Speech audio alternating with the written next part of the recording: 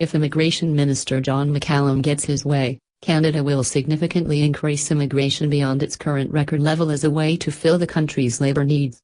Pointing to an ageing population and looming labour shortages, McCallum made the pitch in Manila during a speech to the Canadian Chamber of Commerce in the Philippines on Friday. So why not substantially increase the number of immigrants coming to Canada? And that is, I think, I hope, what we are about to do, McCallum said, according to a transcript of his remarks obtained by CBC News. Earlier in the week, McCallum was in Beijing, where he sought to open more offices where Chinese can apply for visas, in the hope of attracting more high-skilled workers. The Trudeau government is already seeking to admit between 280,000 and 305,000 new permanent residents in 2016, a record increase from the 260,000 to 285,000 newcomers the previous Conservative government had planned to welcome by the end of 2015. Key to the Liberal government's larger plan to promote innovation and grow the economy is McCallum's 3-year immigration plan, which he plans to unveil this fall. McCallum said no final decision on immigration has been made and that he has to get his cabinet colleagues on board with his new plan and convince Canadians it's the right thing to do. But the direction in which I would like to go is to increase substantially the number of immigrants, McCallum said Friday. Reducing barriers to immigration. The express entry system launched under the previous Conservative government promised transformative changes to Canada's economic immigration policy. McCallum will ease some of the rules to make it easier for international students to come to Canada and become permanent residents.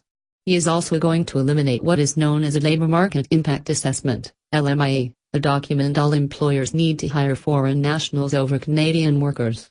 Businesses have said it is the biggest flaw with express entry, a requirement the previous government borrowed from the temporary foreign worker program. The Liberal government also tasked a parliamentary committee with a review of the controversial foreign worker program, but Parliament adjourned before the report was tabled. It will now be made public in the fall. So we're going to make it easier for international students. We are going to reduce some of the barriers in our immigration system. We don't think that every immigrant needs to go through what we call a labor market impact assessment process. We think it can be simplified. We think there are some rules which are no longer necessary, McCallum said. Now, we have to convince Canadians of this.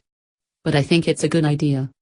McCallum, who worked as a chief economist at one of Canada's big 5 banks and a professor of economics before he entered politics, also acknowledged he has his work cut out for him. Not every Canadian will agree.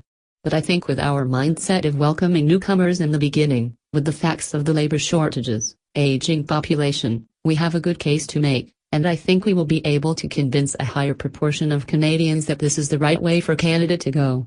Philippines is currently the top source country for permanent residents in Canada, according to data published by Immigration, Refugees and Citizenship Canada as of May 31st. The immigration minister also said that processing times for reuniting families from the Philippines has dropped dramatically to 12 months, cut in half in just a year. The Liberal government promised during last fall's federal election campaign to reduce processing wait times in all categories.